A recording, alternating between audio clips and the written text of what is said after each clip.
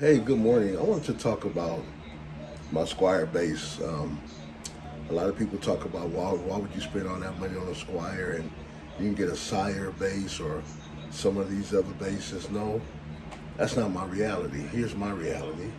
Good morning, first of all. Make sure you like and subscribe to our channel. Um, I have several basses that I've owned over the years. I have two Lakeland basses, a Roscoe Beck 5, which the value just shot up. The Roscoe Beck V. But every bass that someone purchases, you must understand, whether it be a boutique bass with Marcus Miller. Marcus Miller did his bass, which everyone wanted that bass, but what a lot of people didn't understand, Marcus Miller took his bass and modified it to his liking. He modded it to his liking. The same thing with anything. Most people buy sports cars, and what they do when you buy hot rod cars, they mod it to their taste. So what I did the research, right, on this particular Squier bass, which is the Squier Deluxe Active V. All right, the bass is about 11 or 12 years old. I went on Reverb and I found the body for $65. All right, then I had a pair of uh, Bartolini pickups, no, Bartolini preamp. But one thing that I did spend and I did buy were the Nordstrom pickups, the hum canceling pickups. Amazing. That's the only value that I spent for this bass because I wanted to put my own spin on the bass.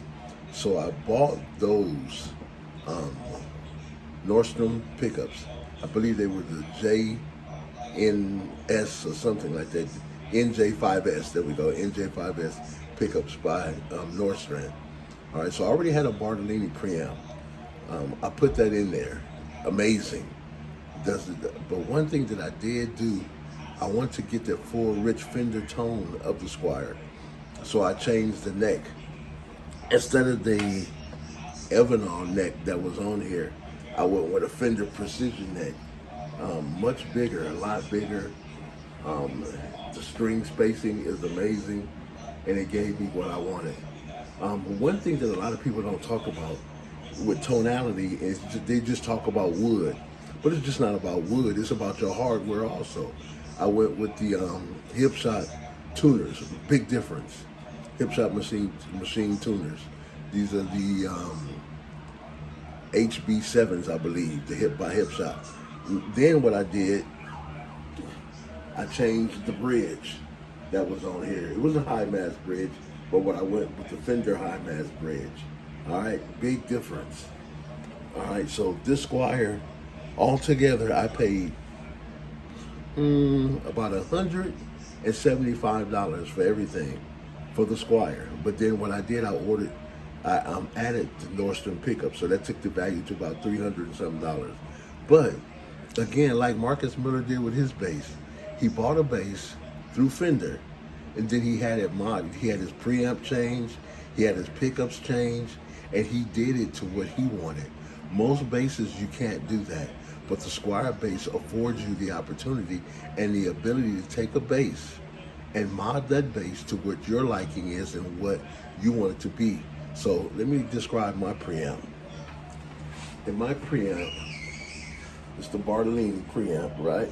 I think it's the MTNB preamp. All right, I got push-pull volume, active passive volume. I got blend,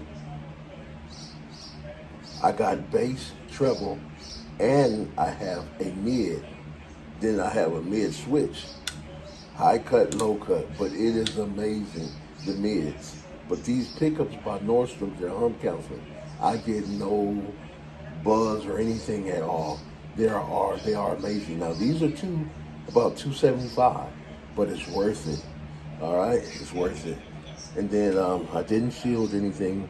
At first I was, but it was already good enough. And again, for what I wanted, I changed the output jack. I got a stronger output jack, very much stronger. So now it's totally conducive to what I'm trying to do. So what am I saying? Out of all the basses that I own, the Squier Deluxe Active V bass was already an amazing, underrated bass by Fender. But what I did, I added what I wanted to it, and it took it off the chain. I already owned these on all my basses, so I just deleted another bass, gutted it, that I wasn't really using, put them on here, took my Bartolini preamp I already had, put it on the $65 body, which is basswood, 3 pieces of wood, all right? But what it did, it gave me an incredible tone, an incredible sound that I like. So do what you feel, do what you like, not based on what anyone else is doing, all right? I would never say that Squier is not a great bass. It is, it is. Fender wouldn't make it. Fender is the #1 company. The #1 company, remember that.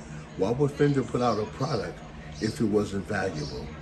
Don't ever forget that. The #1 bass, the first bass, jazz bass, P bass, was Fender. Then they came out when he left and went to Music Man. Fender also, it has its identity in Music Man.